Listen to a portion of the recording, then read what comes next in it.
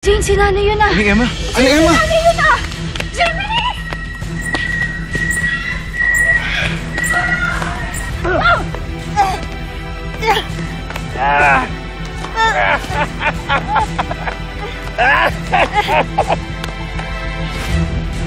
Muki! Muki, tumakit kayo! Humingi kayong tulong! Nay! Nay! Aling Emma! Nay!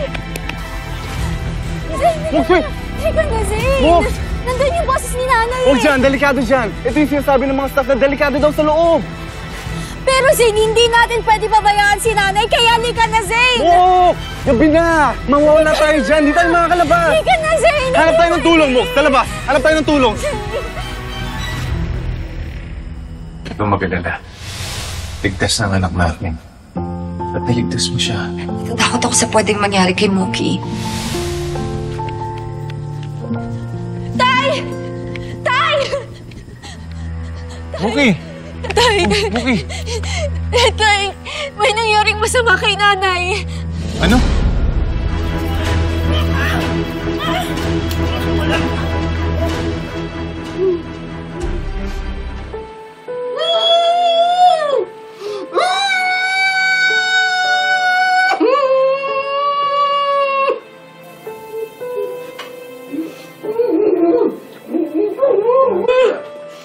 Mga pagkain yun.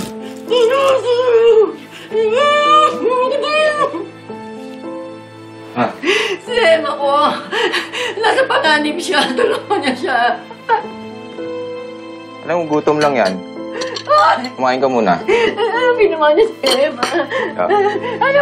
Anong ginawa niyo kay Emma? Kumain ka muna. Gutom lang Anong yan. ginawa niyo ni Olive kay Emma? Ano ba yun? Wala pa nga ako sinasabi. Paano mo nalaman? O teka, yan ba yung tinatawag nilang mother's instinct? Anong ginawa niyo ni Olive kay Emma ko? Tsaka anong Olive? Patay na si Ma'am Olive. Si Ma'am Jade ang amo ko ngayon. Hindi! Buhay pa si Olive. Si Olive ang amo mo ngayon. Ang totoong namatay si Jade. Nagpapanggap si Olive na siya si Jade. Papanggap? Teka, niloloko ako ni Ma'am Olive. Ganon. Eh, baka kaya kanila ginapos dyan. Kasi natuklasan mo yung totoo. Kaya tulungan mo na ako. Sige na. Kailangan malaman nilang lahat yung kasamahan ginagawa ni Olive. Tulungan mo ako. Pakawalan mo ako dito. Maawa ka. Wala akong pakialam keso si Ma'am Olive o si Ma'am Jade ang amo ko. Ang importante, bayad ako. Kaya tumigil ka na kakaiyak mo, ha? Maawa ka sa akin. Maawa ka sa anak ko. Anong ginawa niya sa kanya? Alam mo, gutom lang yan eh. Kumain ka na lang. Maawa ka sa akin. Maawa ka sa Kumain ka na lang. Oh, kumain ka na lang. Anong ginawa niyo? Kumain ka na para mawala. Anong ginawa niyo kay Emma? Drama mo naman.